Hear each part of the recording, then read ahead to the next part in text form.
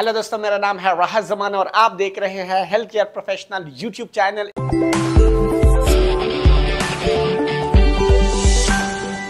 एक नई वीडियो के साथ हमेशा की तरह आज भी हाजिर हूँ। एक नए टॉपिक को लेकर आया हूँ और हमेशा की तरह आज भी मैंने बहुत ही इंपॉर्टेंट टॉपिक को कवर किया है। बहुत डिमांड पे जो लास्ट वीडियो है नर्सेस के हवाले से मेरी जो सीरीज चल रही है, ये इसकी लास्ट वीडियो है जिसमें मैंने कवर किया है असिस्टेंट मिडवाइफरी को, जिनकी बहुत ज़्यादा जो है ना हर बंदे ने डिप्लोमा किया होता है और काफ़ी डिमांड भी है और हर कोई पूछ रहा था कि कब वीडियो आएगी। तो फाइनली जो लास्ट वीडियो है नर्सेस की सीरीज के हवाले से ये मैं लेके आया हूँ आप लोगों के लिए। और वीडियो स्टार्ट करने से पहले हमेशा की तरह एक ही रिक्वेस्ट है कि काइंडली चैनल को कर ले सब्सक्राइब और एक लाइक भी मार दिया करे, कमेंट भी मार दिया करे, और ताकि जो है ना कम से कम मेरे 100 जो के सब्सक्राइबर है वो कब होंगे, वो आप लोग सपोर्ट करो तो तभी हो सकते हैं और अपने दोस्तों के साथ भी इंपॉर्टेंट वीडियो शेयर कर सकते हो। तो चलो टॉपिक की तरफ बढ़ते हैं। सबसे पहले मैं इनके जो क्राइटेरिया हैं वो बताऊंगा कि आप कब एलिजिबल होते हैं। अगर आपने DHA MOH हाथ कोई भी गल्फ कंट्री का एग्जाम देना है तो उसके लिए एलिजिबिलिटी क्राइटेरिया ये है कि मिनिमम आपके पास 2 साल का डिप्लोमा होना चाहिए मिडवाइफरी का, और 2 साल डिप्लोमे के बाद मिनिमम आपके पास 1 साल का एक्सपीरियंस होना चाहिए, तो तभी आप एलिजिबल है मिडवाइफरी के लिए। जो सबसे पहले जो डिप्लोमा है बहुत इंपॉर्टेंट है, क्योंकि बहुत ज़्यादा कैंडिडेट है जिनके पास, अगर आपके पास 1 ईयर का डिप्लोमा है तो एमपेसिस में होना चाहिए, मिडवाइफरी एमपेसिस में होना चाहिए, तो तभी आप एलिजिबल हो सकते हैं। और साथ में आपके पास एक्सपीरियंस जो है वो आपका 1 ईयर होना चाहिए, तो तब एलिजिबल है। अगर आप 1 ईयर का है, मोस्टली जो लेडी हेल्थ वर्कर है उनके पास जो है ना वो कम से कम 2 साल का डिप्लोमा हो, तो तभी आप जो है ना अप्लाई कर सकते हैं मिडवाइफरी के लिए, अदरवाइज आप एलिजिबल नहीं है। तो ये सबसे पहले जो इम्पोर्टेंट है वो क्राइटेरिया है कि 1 ईयर का डिप्लोमे पे आपका एमपेसिस में है, मिडवाइफरी एमपेसिस में है आपका डिप्लोमा, तो तब आप एलिजिबल है। और अगर 1 साल साथ में एक्सपीरियंस है डिप्लोमा कंप्लीट करने के बाद, दरमियान में नहीं।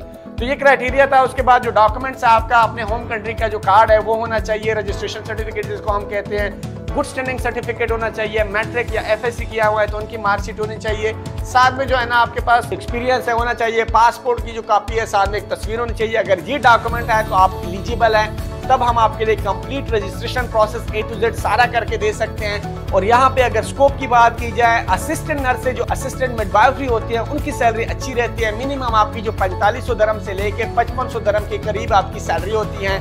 इसके दरमियान में आपकी कोई भी सैलरी लग सकती है, क्योंकि आपने गायनी का काम करना होता है। जिस तरह आपको पता है, एक दफ़ा आप हॉस्पिटल में इंटर हो जाए फिर सारे काम कर सकते हैं, लेकिन मोस्टली जिस तरह आपको पता होता है कि आपकी स्पेशलिटी गायनी के हवाले से होती है, तो गायनी की जो सैलरीज होती है हमेशा वो थोड़ी सी ज़्यादा होती है इस कंपेयर टू नॉर्मल नर्स। जो असिस्टेंट नर्स होती है उससे थोड़ी सी सैलरी ज़्यादा रहती है जो असिस्टेंट मिडवाइफरी होती है। तो मेन जो चीज़ थी कि आपका जो क्राइटेरिया है कि कब आप एलिजिबल होते हो वो सबसे इम्पोर्टेंट था, क्योंकि बहुत ज़्यादा कन्फ्यूजन होती है आप लोगों को। और उसके बाद जो यहाँ पर स्कोप है, जॉब्स हमेशा आपकी अवेलेबल होती हैं। जो असिस्टेंट मिडवाइफरी जितने भी यहाँ पे जनरल पोली क्लिनिक हैं इनमें, और साथ में जो हॉस्पिटल्स हैं यहाँ के गवर्नमेंट के हॉस्पिटल हैं उनमें भी हमेशा असिस्टेंट मिडवाइफरी की जॉब आती रहती हैं, और वैकेंसीज में जो सबसे सैलरी होती है उनकी सबसे हाई रहती है।